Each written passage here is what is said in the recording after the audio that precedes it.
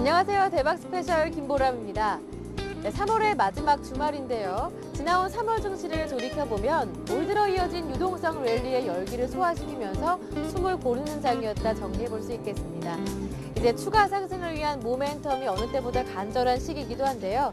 네, 그래서 4월 증시의 힘찬 도약을 기대하면서 오늘 대박 스페셜 알차게 준비해봤습니다. 오늘은 이성규 팀장과 하창봉 팀장의 강의를 모아봤는데요. 지금 바로 만나보시죠.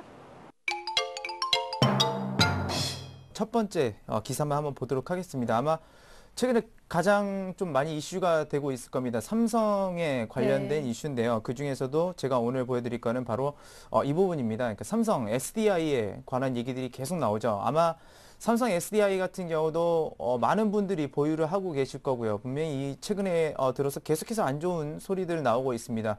뭐 여러 가지 소리들 나오고 있는데 일단 가장 최근에 나온 기사부터 우선적으로 좀 살펴보도록 할게요. 일단 그 삼성 SDI 같은 경우는 그 보쉬라는 회사와 그 SB 리모티브라는 어떤 그 2차 전지 전문 2차 전지인데 자동차용 2차 전지 전문 회사를 합작 설립했었죠. 근데 이 보시아의 그 합작이 중단설이 지금 좀 나오고 있습니다. 그런 것들 이제 이렇게 됐기 때문에 2차 전지 산업 자체에 있어서 약간은 좀 삼성 SDI가 뒤처지는 것이 아니냐 그런 얘기들이 나오면서 좀 급락하는 모습도 나왔습니다. 지금 한 3일 정도인가요? 제가 봤을 때 한 3, 4일 정도 지금 계속해서 하락하는 모습을 보이고 있는데 일단은 한번 이 부분에 대해서 이제 좀 집중적으로 살펴보도록 하겠습니다. 많은 분들이 아마 보유하고 계신 분들은 굉장히 걱정이 많을 것으로 좀 생각이 되고 있는데 물론 많은 증권사들에서 이제 얘기들이 나오고 있습니다. 뭐 그렇게 크게 영향 없다. 그런 얘기들 나오고 있는데 일단 뭐 지금 현재 삼성 SDI 제가 판단하기에도 뭐 그렇게 크게 영향은 없다라고 보고 있습니다. 그래서 그 자세한 내용들을 일단 뉴스는 이렇게 나오고 지금 현재 나오고 있고요. 이거에 대해서 삼성 SDI에 대해서 그럼 어떻게 해야 되는지 한번 그 투자 전략에 대해서 한번 꼼꼼히 좀 살펴보도록 할게요.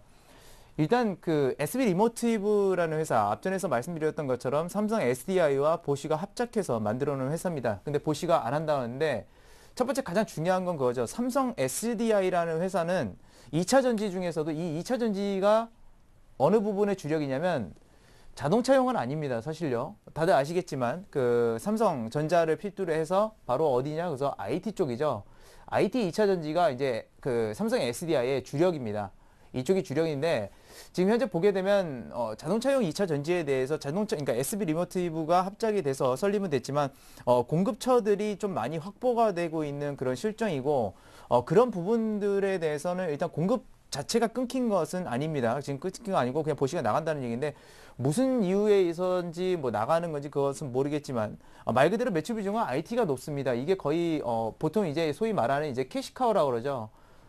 삼성 SDI의 주력 그 어떤 매출처라고 이제 그 자금을 끌어들이는 그런 요소라고 좀 보시면 되겠어요. 그렇기 때문에 IT용 2차 전지가 주력이고 사실상 그쪽 자동차용으로 보게 되면 우리나라의 그 대표적인 삼성 SDI와 경쟁 기업이 있습니다. 뭐 다들 아시겠지만 LG화학이죠. 사업 구조를 보게 되면 LG화학 같은 경우가 이제 자동차용 2차 전지에 굉장히 좀 필두를 달리고 있습니다. 그렇기 때문에 만약에 혹시나 과거에 이런 얘기가 SB 리모티브가 만약에 LG화학하고 연관성이 있다 그러면 약간은 문제가 있을 수 있는 겁니다. 왜냐하면 주력 사업이기 때문이죠. 근데 이건 주력 사업이 아니라 주력 사업이 지금 방금 전에 말씀드렸다시피 바로 IT가 삼성 SDI의 주력 사업이라는 거 이것에 우선적으로 중점을 둬야 됩니다. 그래서 그 여파 자체는 그렇게 크지 않을 것이다라고 저는 생각하고 있는 바이고요. 중요한 점은 뭐 공급처가 끊긴 것도 아니고 말 그대로 보시면 떨어져 나간다라는 겁니다. 두 번째를 또 한번 볼게요. 분명 옛날부터 이렇게 예전부터 삼성 SDI를 가지고 계신 분들은 이 부분 되게 궁금해 하실 겁니다. 아마 잘 모르시는 분들도 계시니까 말씀을 드릴게요. 이 SMD, 그러니까 삼성 모바일 디스플레이의 약자죠. 삼성 모바일 디스플레이하고 삼성 LCD랑 합병하는데 왜 삼성 SDI가 떨어지냐 이겁니다. 삼성 LCD, 삼성 모바일 디스플레이 같은 경우는 어떻게 되냐면 지분 구조가 이 삼성전자랑 바로 이제 SDI가 50대 50으로 지분을 갖고 있습니다. 그런 상황에서 LCD 쪽이 지금 삼성 LCD가 이게 지금 요즘에 다 보시면 아시겠지만 LED, OLED 이쪽으로 산업 자체가 가죠. 그래서 LCD 쪽이 적자가 나는데 이거를 말 그대로 SDI에 넘겨주는 겁니다. 넘겨주게 되면 실제적으로는 삼성 모바일 디스플레이 쪽에서 수익이 나왔던 것이 삼성 LCD가 깎아먹는 결과가 나오는 거죠. 그래서 삼성 SDI의 수익력은 낮아질 것이다. 그리고 삼성전자가 그러면서 그 반사이익으로 최근에 올라가고 있는 측면들도 있습니다. 실적 부분도 있지만 이런 측면들이 있어서 삼성 SDI는 하락세, 그리고 삼성전자는 상승세, 딱 이런 게 있는데 여기서 중요한 것은 뭐냐면 그런 얘기들이 있어요. 뭐 삼성전자는 자기네들이 좋아하는 것만 가져가고 안 좋아하는 거는 뱉는다. 뭐 이런 식의 말이 있는데 그거는 어떻게 보면 약간 좀 위험한 발언이 될 수 있습니다. 왜냐하면 그거는 정확히 모르는 거죠. 그것을 함부로 말하면 안 되는 건데 제가 말씀드릴 수 있는 거는 뭐냐면 어차피 이게 디스플레이고 LCD도 디스플레이입니다. 그러면 두 개가 합쳤을 때 물론 순이익 측면에서 보게 되면 분명히 감소가 할 겁니다. 감소는 할 거지만 중요한 것은 같은 디스플레이라는 거죠. 그러면 무슨 효과가 나타나냐면 바로 이제 비용이라는 거, 이 비용의 절감 효과가 나타나게 되죠. 그럼 물론 수익성이 낮던 만큼 그만큼은 따라갈 수는 없겠지만 이 비용 자체가 줄어든다는 건 시장에서 전혀 지금 생각을 못하고 있는 겁니다. 왜요? 주가 급락하니까 그냥 무서운 거죠. 무서우니까 그냥 팔고 매도를 하고 지금 그러고 있는 상황인데 실제적으로 따지면 그렇게 예상보다는 순이익이 크게 감소하지 않을 거다라는 이제 의견을 좀 드릴 수가 있겠고요. 사실 투자는 그렇습니다. 최악의 순간이 어떻게 보면 진짜 최고의 투자의 순간이 될 수 있는데 자꾸 그런 것들을 투자자들은 굉장히 많이 좀 두려워하는 것 같아요. 모두가 이제 끝이야, 모든 게 끝이야 라고 생각할 때가 바로 그 최고의 어떻게 보면 투자 수준이라는 거. 그래서 밸류에이션 가치를 좀 보니까 그렇게 나쁜 수준이 아니다. 오히려 저평가 수준에 들어가면서 굉장히 좋아진다. 그래서 이런 것들이 또 개선이 되게 됐을 때는 분명히 수익성 구조는 개선이 될 것이라는 좀 말씀드릴 수가 있겠고요. 네. 그래서 삼성 SDI에 대한 투자 전략 자체는 사실상 저는 그렇게 생각합니다. 매수가 좀 가능한 그런 구간이다라고 이렇게 말씀을 드리니까 혹시나 많이 두려움에 떨고 계셨던 뭐 투자자분들은 제 말씀을 들으시면서 좀 위로를 좀 받으셨으면 좋겠습니다. 두 번째 이제 제가 준비한 기사는 이게 나왔습니다. 아파트 출입문으로 스마트폰 연다. 근데 우리가 과거에 어떤 영화 같은 거나 그런 것들 보게 되면 미래 사회에 대해서 얘기를 할 때 그런 게 나오죠. 뭐 예를 들어서 전화로 뭐 이렇게 전화하면 뭐 보일러도 꺼지고 근데 그런 것들이 실제적으로 지금 되고 있습니다. 그래서 지금 스마트폰으로 여는데 이거는 그 원격 시스템 그런 건 아니고요. 말 그대로 여기 나와 있습니다. 그러니까 근거리 무선 통신이라서 Near Field Communication이라서 NFC라고 불리는 것들이 있는데 최근에 NFC로 많이 알려진 게 뭐냐면 결제죠. 결제 이런 수단으로 쓰이는데 워낙 무선 근거리 통신인데 이거랑 이제 여러분들 잘 아시는 블루투스와의 이제 차이점이 뭐냐라고 하시는 분들도 계시는데 크게 차이점보다는 저도 자세히는 모릅니다만 이게 보안성이 더 좋다고 합니다. Near Field Communication NFC가 이건 약간 보안성이 떨어진다고 그러더라고요. 그 차이점이 저도 있는 거는 알고 있지만 뭐 정확히 차이점 모르는데 하여튼 비슷한 방식이죠. 근데 이것들을 이용해서 이제 결제도 하고 그렇게 되는데 이제는 그거 가지고 스마트폰이 이제 핸드폰이 있으면 그걸로 말 그대로 그 뭐 집 앞에서 이렇게 하면 다시 문이 열린다든지 그런 것들이 이제 실행이 된다라는 겁니다. 그래서 뭐 아파트 출입구도 될 수 있고요. 뭐 사무실이나 회사 이런 곳에서 이제 그런 것들 인증 과정을 거친다라는 건데 사실 그렇습니다. 이런 기사가 딱 나오게 되면 오늘 이제 제가 주제를 그런 어떤 나비 효과에 대한 부분도 있고 마지막에 뭐 4년 연관성 말씀드리겠지만 이런 기사들을 보면 이제 NFC구나. 그러면 아니면 이제 그러면 저것 때문에 결제주가 뜨나? 그렇게 생각하시면 안 돼요. 그건 이미 어느 정도 주가에 다 반영이 됩니다. 여러분들이 기사를 보셨을 때는 이미 그런 정보들은 미리 다 나가 있어요. 항상 얘기하는 거지만 그 뒤에 있을 것들을 우리가 생각을 해야 되는데 그래서 이제 제가 준비를 좀 했습니다. NFC의 이용 범위가 일단 첫 번째로는 확대된다는 얘기입니다. 이 기사에서 포인트를 우리가 항상 잡죠. 저도 이제 이 시간을 통해서 여러분들에게 보여드리는데 포인트를 잡아야 돼요. 그러니까 이용 범위가 확대된다라는 거. 그건 누구나 생각할 수 있잖아요. 뭐 결제만 한다고 했는데 저런 기사가 나왔네. NFC가 또 확대되는구나. 이런 것들을 먼저 생각을 해야 되고요. NFC의 핵심은 아마 이런 거는 조금 어려울 수는 있겠는데 이게 머신 투 머신이라고 그래가지고 M2M이라는 이제 기술이 있습니다. 이게 쉽게 말씀을 드릴게요. 여러분들 버스 정류장에 있으면 이렇게 버스 정류장에서 버스가 어디 오고 여기 정류장에 몇 대가 오고 저기 정류장에 몇 대가 오고 아니면 앞에 정류장에 몇 대가 이미 갔고 이런 것들 나오는 거 있죠. 그러면 여러분들이 그걸로 뭘 보냐면 뭐 거기 그 정류장 안에 이렇게 전광판 있어서 몇 분 후 도착 뭐 이렇게 나오기도 하지만 여러분들 스마트폰으로도 보실 수가 있습니다. 그러니까 이 버스 한 대가 뭐냐면 이게 M입니다. 머신이고요. 거기서부터 전송이 돼서 이 전광판에 보이거나 여러분들 스마트폰에 보이게 되는 겁니다. 그러니까 머신 투 머신이죠. 그래서 NFC의 핵심이 그겁니다. 보세요. 결제, 스마트폰으로 말 그대로 통신을 통해서 거기서 결제를 하는 겁니다. 결제 도구를 이용해서요. 머신 투 머신이 되는 거죠. 아까 스마트폰으로 아파트 현관문 여는 것도 그런 겁니다. 이 스마트폰이 말 그대로 현관문에 있는 도어락이랑 머신 투 머신 해가지고 움직이는 거죠. 전송 방식이죠. 그래서 이 M2M이라는 것이 활성화된다는 얘기죠. 말 그대로 NFC를 이거 기술을 만드는 기업들을 투자하면 그거는 굉장히 힘듭니다. 이건 어차피 시장에 나와 있는 기업들도 굉장히 많고요. 그리고 과거로부터 이런 것들이 옛날에 어디죠? 애플에서 저거를 많이 활성화시키겠다라고 하면서 이미 그 종목들은 대부분 부각을 받았던 적이 있습니다. 그래서 일단은 이런 것들 좀 생각을 하셔야 되는데 이건 좀 그러니까 많이 여러분들이 공부를 하셔야 돼요. 예를 들면 커피숍 주인이 와이파이망을 자기가 사용할 수 있게 하고 그 안에서 여러분들이 들어가서 그러니까 쓰는 거죠. 그래서 커피값을 내든지 뭐 아니면 다른 거 먹으면서 돈을 내든지 그런 방식으로 이제 들어가게 되는 건데 이것이 그것만 보고서는 그렇게 가는 것은 아닙니다. 사실 그렇게 가는 게 아니라요. 이게 말 그대로 이런 범위, 그러니까 IT의 이용 범위가 넓어지다 보니까 그런 통신망 자체가 많이 필요하다는 것을 이제 말할 수 있겠고요. 그렇게 해서 이 뉴스 기사를 통해서 이제 우리가 볼 수 있는 것은 이전에 한번 말씀을 드렸던 부분인데요.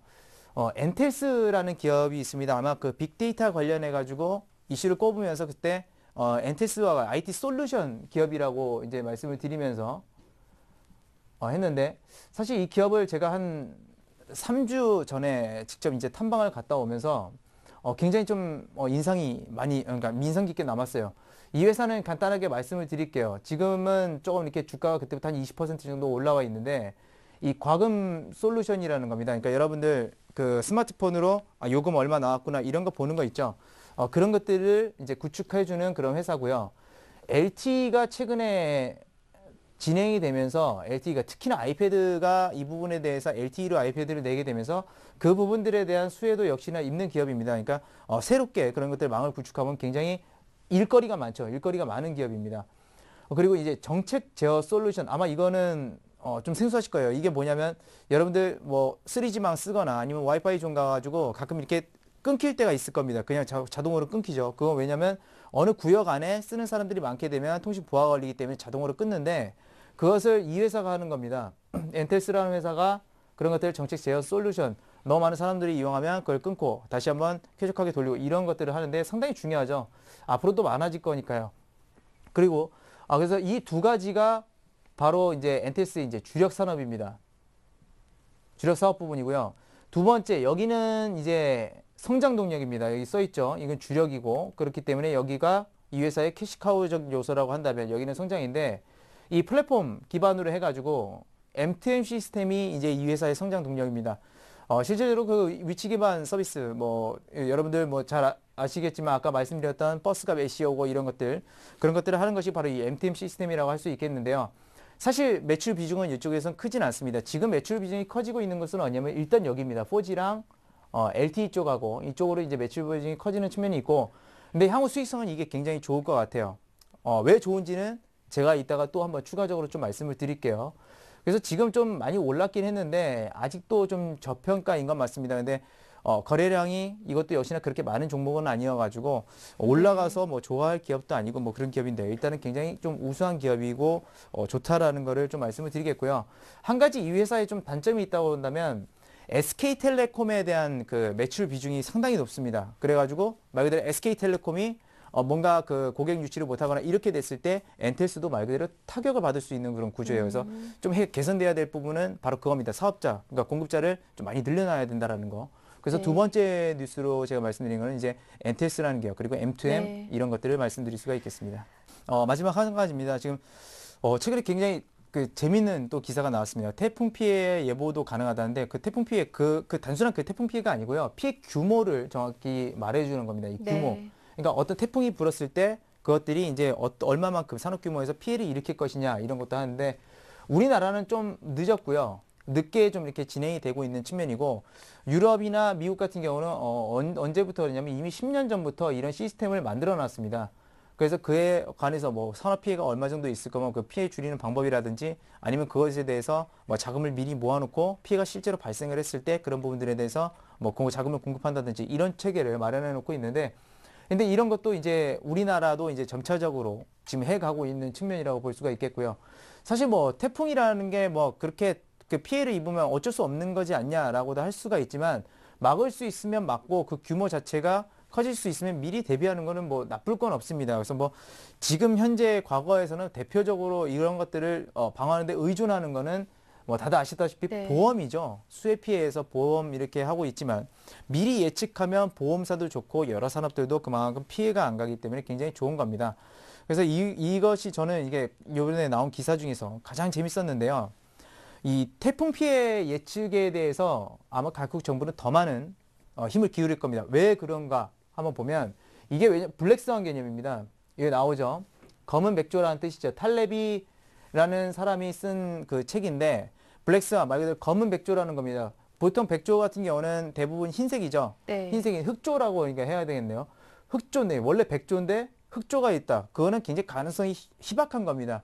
희박한 건데 그런 가능성이 굉장히 작은 일들이 발생을 했을 때는 굉장히 큰 충격이 온다라는 것이죠. 사소한 사건들로 인해서 만약에 그 부각이 된다라고 하면 엄청나게 큰 후폭풍이 오게 됩니다. 마치 부메랑처럼 이제 돌아오게 되는 결과인데요.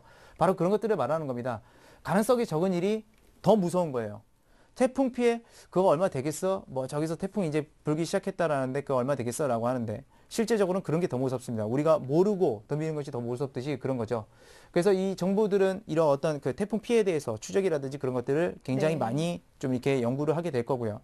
투자도 굉장히 많이 들어가게 될 겁니다. 2005년에 카트리나 아마 다 기억하실 겁니다. 이 카트리나라는 허리케인이죠. 그래서 멕시코만 연안을 강타했습니다. 근데 멕시코만 연안에는 제가 말씀드렸지만 정유사들이 굉장히 많죠. 거기 많기 때문에 이쪽을 멕시코만 연안을 이 카트리나가 강타를 하게 되면서 정유시설이 망가지고 하면서 이 국제 유가가 급등하기 시작했어요. 그래서 그 당시 실제적으로 증시가 좀 안 좋았었습니다. 근데 경제에 이제 악영향을 좀 끼치긴 했는데 다시 한번 뭐 대세 상승장이 오긴 했죠.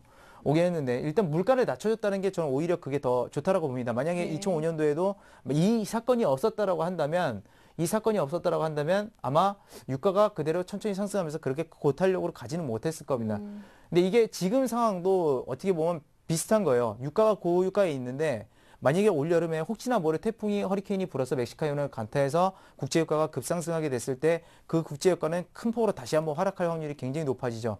그렇게 되면 물가 부담이 없어지기 때문에 저 같은 경우는 지금 2013년 만약 그냥 이런 일이 일어나면 2013년이 대세 상승장이 잘 될 수 있다. 근데 2012년은 아직까지는 모르겠다라고 얘기합니다. 어쨌거나 그런 것도 경제에 악영향입니다. 근데 지금 기사가 나왔던 것 중에 뭐가 있냐면 최근 10년간에 이 태풍 강도가 점차적으로 강해지고 있다라고 합니다. 바로 그것이 뭐냐면 이제 지구 온난화 영향이죠. 이것저 그 전에 강의 시간에 말씀드렸지만 지구 온난화가 되면 태풍이 발생할 수 있는 그 확률 자체가 그러니까 개수가 많아지고 말 그대로 많은 수분을 동반하고 있기 때문에 그런 부분들이 굉장히 센 태풍으로 이제 발생이 된다라는 얘기입니다. 그래서 지구 온난화 같은 현상들 계속해서 일어나고 있는데 그 전에 제가 뉴스 기사를 또 한번 보여드렸었지만 해수 온도가 또 빠르게 상승하고 있죠. 그렇게 되면 사실 이런 확률들 그러니까 올해 2012년에 과연 2005년 같이 카트리나 같은 허리케인이 멕시코만 연안을 강타할 것이냐, 강타를 못할 것이냐, 그것은 확률적인 얘기지만 확률적으로 따지면 굉장히 높아진다는 얘기가 되겠죠. 그래서 그런 점들이 지금 현재 좀 우려가 되고 있다라는 거고 그렇기 때문에 결국에는 각국에서 앞서서 말씀드렸던 것처럼 태풍 피해라는 것들에 대해서 어느 정도 그 예보를 좀 해주는 것이 좀 가능한 추세이기 때문에 일단 네. 그런 부분들에서 이제 나오는데요. 결론을 따지게 되면 이거는 지난번에 한번 말씀을 드렸던 기업인데 코텍이라는 기업입니다. 여기 전부 다 이제 알고 계시는 게 이제 카지노에 집중하고 있는데 분명히 말씀드렸어요. 카지노 자체는 캐시카우입니다. 그러니까 현금을 창출해내는 능력을 뿐이고 사실상 성장 동력으로는 부족하죠. 카지노 모니터 뭐 아무리 카지노를 세우고 카지노 교차 수요가 된다고 해도 언젠가 한계가 도달할 거 아닙니까? 그러면 코텍 같은 경우도 그렇습니다. 새로운 제품들을 이제 만들어내야 되는데 그때 뭐 보여드렸지만 멀티 디스플레이라든지 아니면은 뭐 이런 상황실 모니터 등이 있는데 기상청 상황실 모니터는 그냥 우리가 알고 있는 일반 모니터가 아닙니다. 거기 뭐 보면 터치하는 것도 되고 이렇게 거기 분석이 자체적으로 이렇게 좀 나오는데 말 그대로 특수 모니터입니다. 그렇게 되면 기상청 상황실 모니터 공급이 확대가 되겠죠. 그래서 실제적으로 이 상황실 모니터 그러니까 그 기상청뿐만이 아니라 항공 관제탑이라든지 그런 부분들에서 많은 많은 공급을 원래 해주는 기업이 이제 바코라는 기업인데 이 기업이 전 세계에서 이게 50% 점유율이 넘어가죠. 이 상하시의 특수 모니터라는 게. 그러니까 뭐 군사도 있을 거고요. 기상청도 있을 거고요. 이런 등등등 상하시 모니터가 있는데 이 바코라는 기업이 지금 현재 제가 알기로는 한 100억 원 정도의 지금 코텍에 발주 물량을 내준 걸로 알고 있습니다. 그러니까 영원이었어요. 여기서 매출이 하나도 안 나왔었어요. 네. 영원이 매출이, 빵원이었는데 여기서 매출이 나왔다는 것이죠. 그렇다는 것은 무슨 얘기냐면, 아까 그 앞에서 말했던 말 그대로 태풍 피해에 대해서 예측이 가능하고 그런 부분들에 대해서 정부들이 노력을 많이 할 거다. 네. 그런 것이 거짓말은 아니라는 겁니다. 그냥 단순히 예측만은 아니라는 거죠. 이미 조금씩 발생하고 있다라는 거죠. 이 강의의 어떻게 보면 핵심이 바로 이제 지금부터라고 볼 수가 있겠습니다. 그러니까 그 단순히 어떤 한 사람만 보고서 이렇게 선택을 하는 것은 아니라는 것이고요. 오늘 그런 것들을 이제 좀 알려드리려고 하는데, 코텍부터 말씀을 드릴게요. 제가 물론 코텍이라는 기업을 처음 선택했을 때 저는 분명히 뭘 보고 선택을 했었냐면 미국의 뭡니까? 재정 적자라는 부분들이죠. 재정 적자라는 부분이 있고 이런 것들을 메우기 위해서는 미국이 뭘 해야 되냐면 결국 카지노들을 많이 설립을 해야 된다라고 이렇게 말씀을 드렸습니다. 분명히요. 네. 그런 것들을 통해서 이게 설립이 되게 됐을 때 코텍이 전 세계에서 시장 점유율을 가지고 있는 거, 그 카지노 시장에서 가지고 있는 시장 점유율이 예. 약 56%가 넘어간다라고 그랬었습니다. 그렇기 때문에 첫 번째로 이것을 잡았던 거죠. 이 첫 번째로 코텍이라는 기업을 보자라고 해서 갔죠. 실제적으로 탐방을 하러 갔습니다. 탐방을 하러 가서 물론 제가 그 고생한 얘기도 분명히 말씀을 드렸었을 거예요. 그러면서 이제 보고서 거기서 이제 그 IR 담당하시는 분이랑 얘기 나누고 막 하는 과정에서 저도 이제 처음에 이 기업을 갈 때는 카지노만 이제 보고 갔는데 네. 말 그대로 신사업 쪽이 굉장히 또 많이 있는 겁니다. 많이 있는데 이제 그런 것들을 보다 보니까 가장 눈에 띄었던 게 뭐냐면 저는 사실상 상황실 모니터 쪽이었어요. 여러분들 이거 알아두시는 게 좋은데요. 군사 관련된 산업들은 굉장히 좀 면밀히 좀 살피시는 게 좋습니다. 웬만하면 전 세계에서 말 그대로 각 국가에서 지출하는 건 국방비가 네. 제일 높습니다. 네. 그렇기 때문에 군사 관련한 네. 그런 것들이 조금이라도 있다 그러면 그 기업들은 굉장히 관심 있게 보셔야 되거든요. 네. 그래서 군사 상황실이 들어간다는 소리 듣고 솔직히 말해서 깜짝 놀랐습니다. 특수 모니터라는 건 알고 있었는데 그런 쪽까지 쓰이기도 하는구나라고 해서 그때 이제 코텍을 말 그대로 이 기업은 괜찮다. 물론 펀더멘탈이라든지 그런 것들은 다 분석을 하고 왔습니다. 그리고 예상 추정치는 제가 안 잡아요. 네. 예상 추정치는 제가 잡지 않고 거기 가서 예상 추정치를 내놓는 걸 보고서 거기서 조정을 합니다. 그 사람하고 얘기를 하면서 이 부분이 현실성이 있을까요? 없을까요? 그런 얘기들을 하는 거죠. 그러면서 이제 조정을 해가는 과정인데 그런 과정에서 이제 어떻게 보면 그 상하시 모니터라는 부분 보고 매출은 빵원이지만 굉장히 좀 어떻게 믿음이 많이 갔었습니다. 근데 그 전에 이제 대박 플러스를 계속 할 때부터 말씀을 드렸던 건 뭐냐면 바로 그 기상에 대한 부분들, 이런 부분들이 굉장히 많이 불거질 거리라는 얘기를 했죠. 그러면 기상청 상황실이라는 얘기를 제가 딱 들었을 때는 어떤 느낌이 들었을까요? 좀 더 확신성을 가졌겠죠. 그래, 매출이 이 회사는 이걸 만들어 놓으면 언젠간 나올 수 있겠구나. 그런 것들을 들어놓은 거죠. 근데 그것을 제가 그때 평가해서 말 그대로 실적 예측치를 이렇게 내놨었지만 그 실적 예측치에 거기는 상황실 모니터 쪽은 제가 빵원으로 계상을 해서 올려놓은 겁니다. 네. 빵원이 하나도 매출이 안 나온 거예요. 하나도 매출이 안 나온 거고, 그렇게 해서 이제 평가를 하게 되는데, 아무튼 이런 코텍의 그 어떤 특수 디스플레이가 이제 가능하다라는 그런 얘기입니다. 이게 왜 중요하냐면, 저번에 이걸 얘기하면서 의료 헬스케어 얘기하면서 제가 한 말씀 드렸던 게, 뭔가, 그러니까 의료 헬스케어에서 그 환자들과 말 그대로 의사가 커뮤니케이션을 해야 되죠. 뭐 진단이 어떻다 해야 되는데, 말 그대로 진단을 했어요. 근데 볼 수 있는 게 아무것도 없다라고 한다면 어떤 진단을 내려줄 수가 있을까요? 뭘 봐야지 알 거 아닙니까? 뭐 초음파를 찍어서 그러니까 우리 그 산부인과 그러니까 임산부들 이제 가게 되면 뭐 초음파 찍고 거기서 이제 아기들이 어떻고 아기들이 어떻습니다. 건강합니다. 진단을 하는데 네. 의사들이 뭐 청진기만 꺾고 어디가 아프냐 이건 건 절대 아니죠. 말 그대로 간접적으로 진단하고 그런 것들을 통해서 모니터를 통해서 보는 건데 그렇기 때문에 이것도 기상청에서 진단을 하거나 군사에서 작전을 짤 때 분명히 그런 것들을 통해서 통계치를 내게 됩니다. 맨 처음에요. 이 통계치를 내게 되고 이 통계치를 토대로 어떻게 해석하느냐가 결국 결말이 나오는 거죠. 네. 어쨌든 간에 그런 통계치를 제공하는 것이 바로 이 특수 디스플레이의 코텍의 디스플레이라고 볼 수가 있겠습니다. 물론 다른 쪽도 있겠지만 제가 알고 있는 것은 코텍밖에 없고요. 그렇기 때문에 혹시나 있으시면 제보를 통해 주시면 제가 또 알아볼게요. 일단 두 번째 그래서 볼게요. 그다음에 엔텔스 분명히 연관성이 있다고 하는데 되게 연관성 없어 보이지만 아마 강의 잘 들으신 분들은 아실 겁니다. 어떤 연관성이 있는지. 네. 정보 받았어요. 자, 디스플레이를 통해서 정보를 받았습니다. 그래서 어떻게 해요? 뭐 자기 뭐 분석을 하든지 뭐 스마트폰을 받든지 이렇게 하죠. 근데 그게 아니라 이 엔테스라는 회사가 좀 대단한 기술을 갖고 있는데 뭐 대단하기보다는 제가 생각하기엔 대단한데 옛날에 센서 얘기를 했을 겁니다. 네. 더스트 센서라고 이거는 완전 초미래 기술인데요. 뭐냐면 우리 공중에 이제 센서가 떠 있습니다. 그러니까 눈에 보이지 않고 먹어도 상관없는 건데 이게 센서예요. 더스트 센서라고 거의 진짜 초미래 기술인데 이런 것들을 통해서 공기 중에 습도가 얼마인지 이런 것들을 측정하는 겁니다. 그럼 그 센서가 떠 있으면 그대로 되진 않죠. 이걸 전송해야 되죠. 전송해야 되는데 말 그대로 저기 적도 지방에 말 그대로 그런 더스트 센서나 아니면은 그냥 일반 센서가 뭐 어떻게 떠 있다고 가정을 해보죠. 그러면 거기서 뭐 수분이 얼마만큼 증발하고 있고 지금 순간에 온도가 얼마만큼 올라가 있고 그런 것들을 측정할 수가 있겠죠.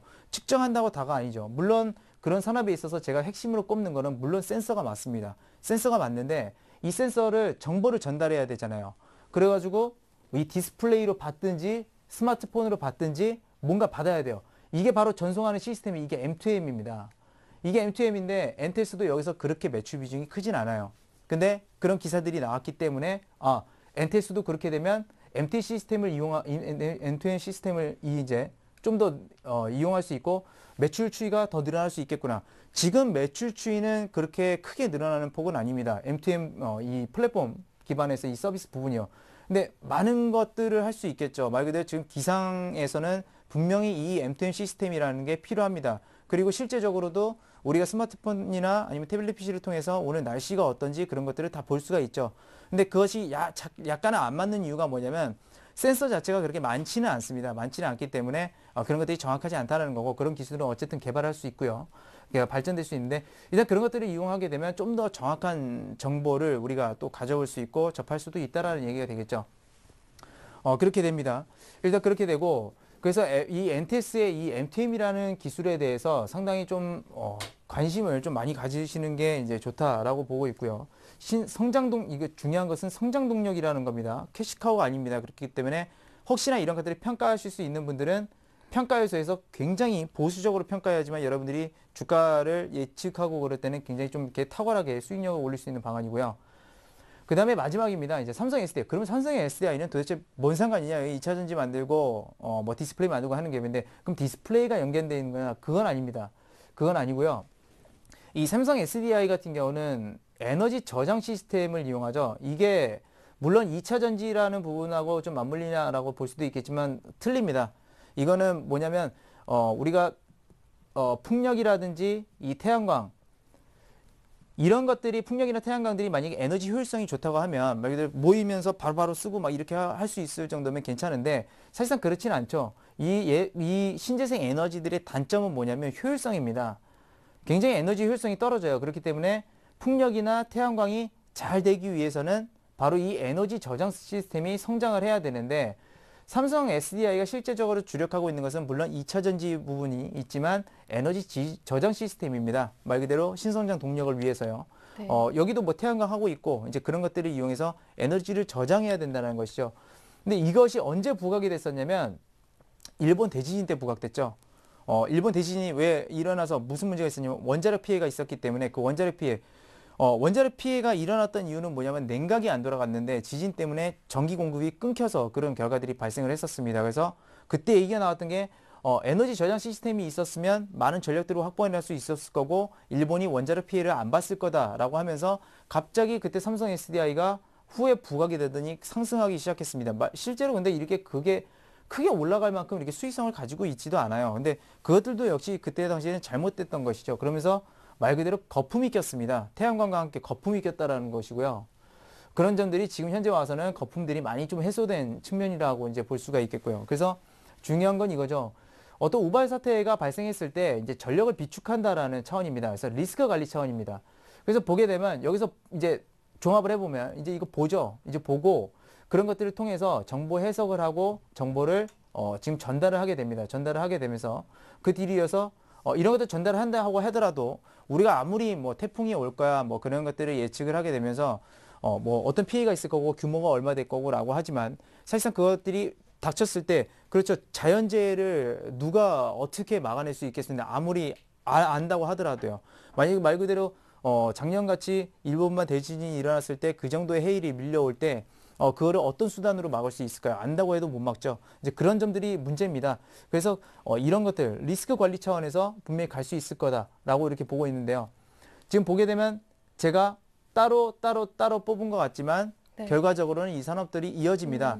이것들이 이제 뭐라고 볼 수가 있겠냐면 바로 포트폴리오의 중요성입니다. 포트폴리오. 네. 여러분들 포트폴리오 짤 때 나는 바이오가 좋으니까 바이오 사야지 아니면 네. 뭐 음식료가 좋다니까 음식료 사야지 라고 하는데요. 실제적으로 포트폴리오는 그렇게 짜서 아무런 효용성이 없습니다. 그러니까 네. 관계되는 산업들이 있고요. 두 가지 방법이 있어요. 그러니까 관계 산업으로 포트폴리오를 짜는 방법이 있습니다. 아까 앞전에 이 코텍하고 엔테, 그러니까 삼성 SDI, 엔텔스, 코텍 같은 경우는 관계 산업을 통해서 말 그대로 이 산업들이 선정했을 때 같이 움직일 수 있다라는 그런 어떤 포트폴리오 차원에서 가져가는 거고 해지용이 있습니다.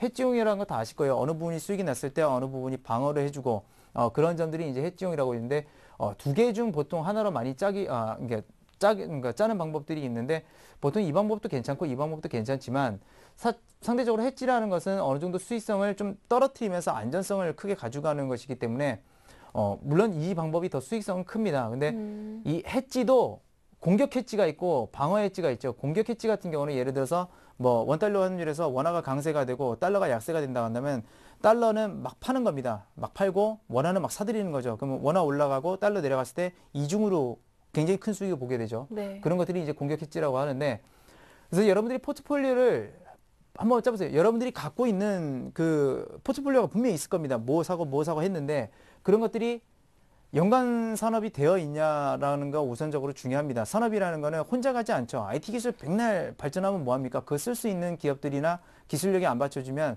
결국 그 산업은 죽게 되는 겁니다. 그렇기 때문에 연관 산업 자체와 파급 여력 부분이 상당히 중요하다고 볼 수가 있겠고요. 두 번째로 제가 이제 말씀을 드리는 것은 제가 가끔 이렇게 방송을 하게 되면서 이제 종목 상담이라든지 아니면은 그냥 일부 투자자들을 만나면서 깜짝깜짝 놀라는 경우가 있어요. 30% 비중을 담았답니다. 뭐 이건 괜찮아요. 50% 비중을 막 담았대요. 100%도 있어요. 네. 저는 진짜 이 말 들을 때 깜짝깜짝 놀랍니다. 저는 그럴 정도로 어떤 기업을 이거는 무슨 얘기냐면 그 기업을 100% 신뢰한다라는 얘기예요. 사실 제가 경영을 해서 제 회사를 100% 믿냐라고 해서 저도 그러지 못할 것 같아요. 제가 말 직접 경영을 한다라도. 근데 남이 경영하는데 그걸 어떻게 100% 믿고 투자를 할 수가 있냐는 거죠. 이거는 굉장히 위험한 겁니다. 이거는 공격 해지도 아니고 네. 아무것도 아니에요. 그래서 이런 것들은 굉장히 좀 자제하시기 바라겠고 50%도 상당히 좀 높습니다. 높고 30% 자체도 굉장히 높아요. 근데 이 분산 투자의 중요성이라는 게 뭐냐면 왜 분산 투자를 이렇게 여러 개를 해놓냐면 아까 그 앞전에 말씀을 드렸던 이 세 개의 기업이 만약에 움직인다 했을 때 갑자기 카지노 막 세운대요. 코트에 올라가겠죠.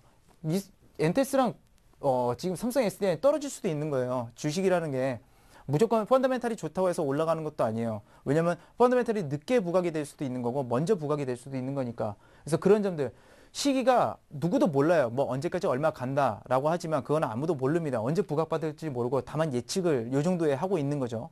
그렇기 때문에 이 시기가 맞아떨어지는 거를 노리고서 들어가는데 언제 갈지 모르기 때문에 말 그대로 이거는 안 뜨고서 카지노는 무산됐는데 갑자기 NTM 시스템이 엄청나게 뜹니다. 엔테스 요즘에 가는 이유는 NVA 연호 때문이에요. 그 NTM 때문이 아니라 아무튼 그런 것들도 있고 삼성 SDI가 뭐 최근에 계속 또 하락하고 언제까지 하락할지도 모르죠. 이제 그런 점들이라는 겁니다. 그렇기 때문에 이런 것들 분산 투자의 중요성을 한번 만난 그리고 포트폴리오의 중요성이라는 거를 오늘 강의에서는 좀 이렇게 좀 강조를 하고 싶은 바입니다. 저는 항상 그 차트 분석을 할 때 저도 그렇습니다만은 우리 시청자님도 제가 늘 사실은 강조하는 게 있습니다.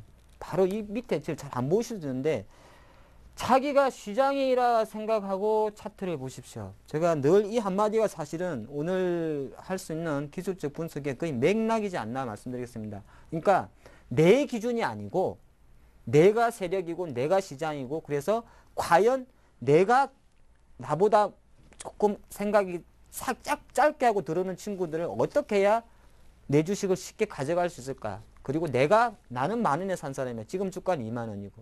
예, 그랬을 때 보통 사람들은 20,000원이 비싸다 생각하는데 나는 30,000원까지 만들 거야. 그랬을 때는 어떻게 차트를 만들어 가야 쉽게 말해서 이렇게 뭐라 그럽니까? 깰 수 있지 않을까. 그래서 관점은 항상 차트라는 거는 제가 지론입니다. 내가 시장이고 내가 메이저고 내가 신이 되면 안 됩니다. 그러지 마시고요. 그냥 생각을 할 때, 접근을 할 때 항상 그렇게 상대적인 관점으로 한번 접근해보자 말씀드리면서 종합편이니까 이제 요약 정리입니다. 4개의 짐을 가지고 하나의 차트를 만들겠고요. 차트는 간단합니다. 올랐네 양봉, 내렸네 음봉, 올랐는지 내렸는지 모르겠다. 십자가, 도지로 나오겠죠. 사실 이거 말고는 별거 없어요. 중간중간에 점 상한가, 점 하한가 있습니다만 그건 차트가 아닙니다. 왜? 4개의 점이 아니니까. 2개, 하나죠. 그렇기 때문에 말씀드리겠고요. 자, 그래서 한번 정리하는 면에서 제가 뭐 이게 양봉이고 이거 음봉이 다 아시죠? 그래서 항상 그렇습니다. 양봉이란 건 확실히 한 번 더 정의해집니다만은 시가보다 아침에 출발, 내가 9시 전에 숟가락 놓을 때 본 주가보다 오후에 퇴근하기 전에 봤던 주가가 높게 마감한 거다. 근데 이 내용은 뭐죠? 더 사고 싶다라는 겁니다. 양봉은. 그냥 단순하게 이 그림만 해석하는 게 양봉은 더 사고 싶다. 그래서 우리는 양봉으로 마감되면 지수는 더 올라갈 수 있다. 이렇게 보는 것이고요. 장중에 중간중간 테일, 꼬리라든지 머리를 다는 거는 조금 성격 급한 친구들이 먼저 한번 때려주건지 아니면 올랐다고 좀 파는 친구들이다.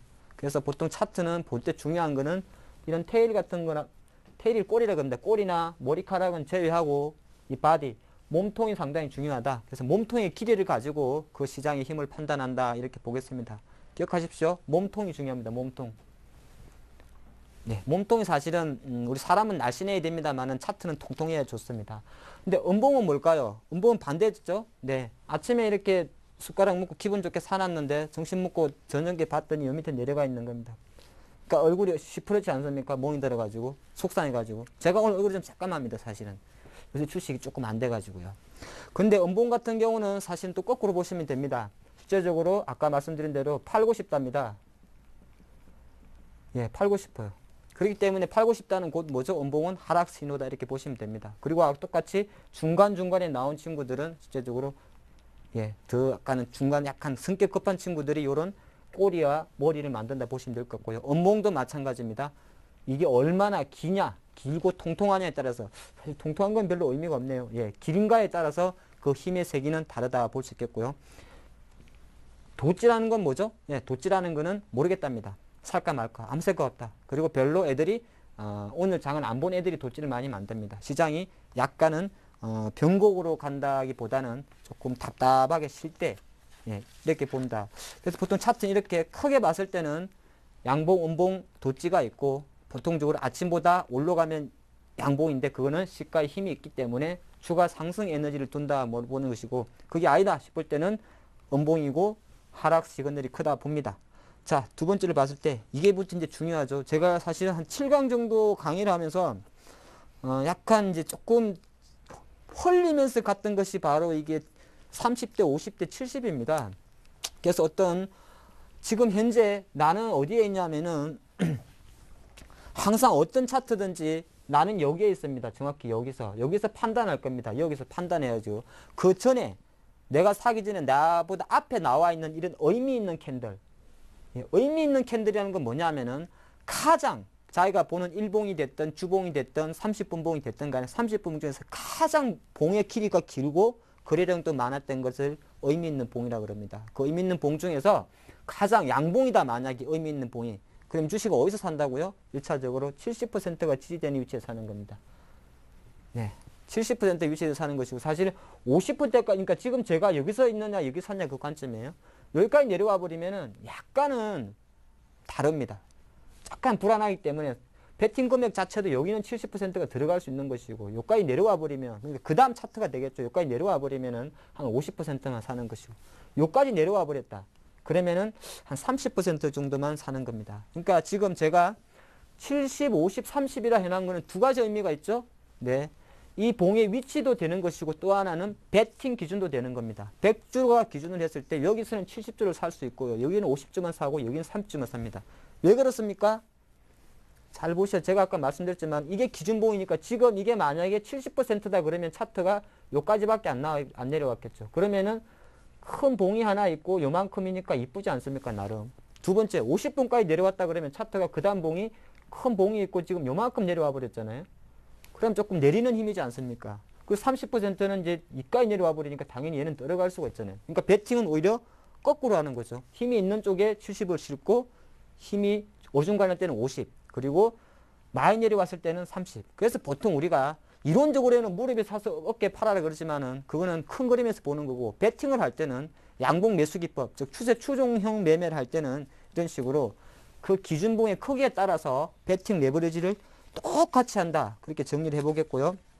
그러면은 반대로 이제 손절이 되겠죠. 아까 제가 그 음봉이죠, 음봉. 발음도 안 되네. 네, 음봉이죠. 음봉 같은 경우는 실제적으로 반대 아닙니까? 이거는 손절하고 가끔 나오는 칼날 잡기라 그래야 될까요? 급락할 때 매수하는 그인데 당연히 이거는 반대입니다. 네. 잘 보시면 그 폭에서 70, 30, 70, 50, 30인데 배팅은 당연히 30, 50, 70이 되겠죠. 이거는 손절 배팅입니다. 예. 지금 봉이 이제 장대 음봉이 나왔어요. 장대 음봉이. 그러고 나서 장이가 이제 갭상승이 한 거겠죠. 만약 여기까지 올라왔으면 그 다음 봉이. 그러면 일단은 장대 음봉이기 때문에 그래도 30%는 텁니다. 예. 손절이에요. 이거는 다. 그리고 만약에 이 정도까지밖에 출발 안 했다. 그래도 50%는 텁니다. 일단은 이 기준은 모든 게 얘가 장대가 나왔다는 겁니다. 장대. 뭐 장대라는 거는 여러 가지 의미가 있겠습니다만은 뭐 15%가 될 수도 있고 하여튼 그 자기가 봤던 채대에서 그리고 이 정도밖에 출발 안 했다. 그러면 70%를 털어야 됩니다. 악소리 나더라도. 보통 이제 거꾸로 하시죠. 여기서 30%를 털면 안 돼요. 그러니까 손절이라든지 이런 거는 실제적으로 배팅과는 바로 또 거꾸로 상당히 오히려 공격적으로 들어가야 된다. 이렇게 말씀드렸고 그때 이 두 가지에서는 사실 기억하실 거는 주식은 손절하려고 하는 게 아니기 때문에 더 중요한 거는 요거보다 사실은 요거겠죠. 점전 한계주는 살 때는 실제적으로 항상 확인하고 이 봉이 의미가 있다. 여기 지지할 때는 좀 공격적으로 들어가시고 물론 지금같이 박스권 장세에서 조금 안 맞습니다만은 주식은 장기적으로 추세 추종형 매매를 해야 되기 때문에 추세 추종형 배팅 관점에서는 이게 맞습니다. 이렇게 보시는 게 좋고요. 자, 그 다음에 제가 가장 많이 다뤘던 것이 바로 헤드 앤 숄더 모양이었습니다. 이 모양 같은 경우는 여러 가지 의미를 제가 두면서 설명을 드렸었는데 이 약간은 어떤 이 헤드 앤 숄더라든지 엘리어트 58을 해석하는 게 차이가 있습니다만은 그냥 간단하게 항상 드린 마진 간단하게 한번 해석을 해보십시오. 항상 주식은 초반에 매집 단계가 있고요. 태동기란 게 있고 그리고 나면 실제적인 시세는 발상기에 나옵니다. 지난 것 같습니다만 항상 주식은 이때 사셔야 되는 거고요. 그리고 나서 어느 정도 시세가 급등하고 나면 성숙기로 들어가는데 이 정도 되게 되면은 보통 차트도 지난주에 했던 대로 헤드 앤 숄더 출현이 많습니다.